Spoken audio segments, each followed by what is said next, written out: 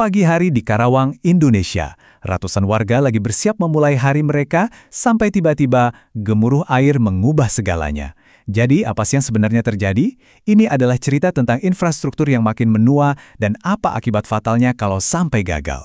Coba dibayangin, Anda kebangun sama suara gaduh cuma buat nemuin air keruh dan robos masuk ke rumah.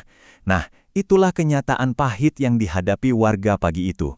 Kutipan ini bukan sekedar kata-kata loh, ini adalah suara kepanikan dan kerugian yang nyata, langsung dari mereka yang mengalami.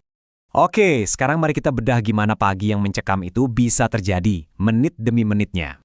Jadi gini, semua ini dimulai bahkan sebelum matahari terbit. Sekitar jam 3 pagi, udah mulai ada desas-desus kalau ada yang nggak beres. Tapi puncaknya, klimaksnya, itu jam 8 pagi, saat tanggul itu akhirnya jebol. Sejak saat itu, air langsung bergerak cepat, menelan rumah, sawah, dan kehidupan masyarakat cuma dalam hitungan jam. Kampung Cisalak dan Cisalak Utara jadi pusat dari bencananya. Suasananya udah pasti kacau balau.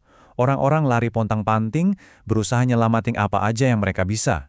Perabotan, kendaraan, dokumen penting, semuanya diangkut ke tempat yang lebih tinggi, sementara air terus naik tanpa ampun.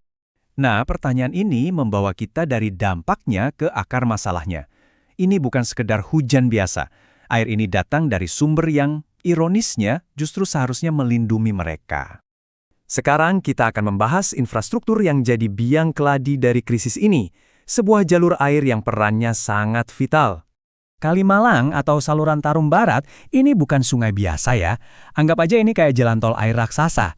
Sebuah arteri buatan manusia yang ngalirin kehidupan ke sawah-sawah Karawang dan sekaligus nyuplai air minum buat jutaan penduduk Jakarta. Jadi perannya krusial banget.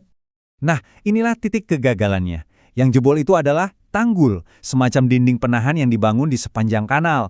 Ironis banget kan, struktur yang dirancang untuk menahan air, malah jadi pintu gerbang buat kehancuran.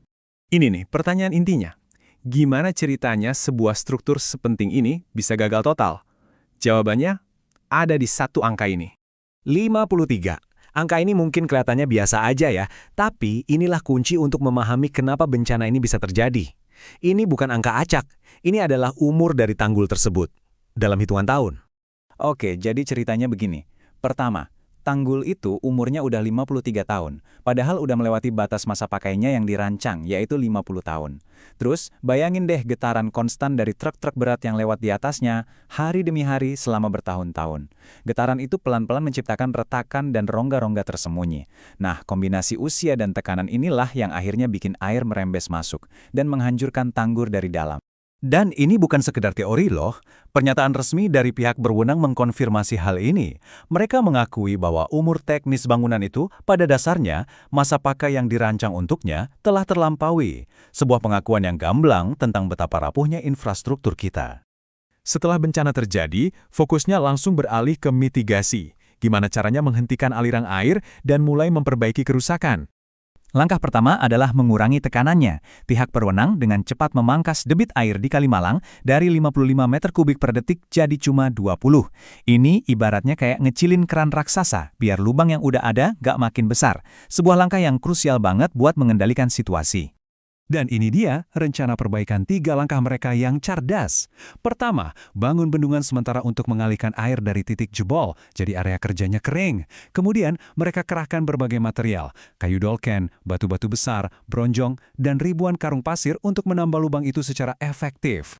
Nah, dengan perbaikan yang sedang berjalan, muncul pertanyaan yang lebih besar tentang dampak yang lebih luas dari insiden ini. Ini adalah pertanyaan di benak jutaan orang. Kalau Kalimalang itu pemasok air baku utama ibu kota, apakah jebolnya tanggul ini berarti Jakarta bakal mengalami krisis air? Jawabannya, untungnya, tidak. Pihak berwenang dengan cepat meyakinkan publik bahwa pasokan air Jakarta aman. Tapi kok bisa? Alasannya cukup sederhana, seperti yang ditunjukkan data ini. Sistem ini ternyata punya cadangan. Ada pasukan tambahan dari Sungai Cikarang yang debitnya mencapai 57 meter kubik per detik. Kebutuhan Jakarta dari jalur itu sendiri cuma 32. Jadi, bahkan dengan gangguan di Kalimalang, ada lebih dari cukup air dari sumber lain untuk menutupi kekurangannya. Dan kita akhiri pembahasan kali ini dengan pertanyaan ini.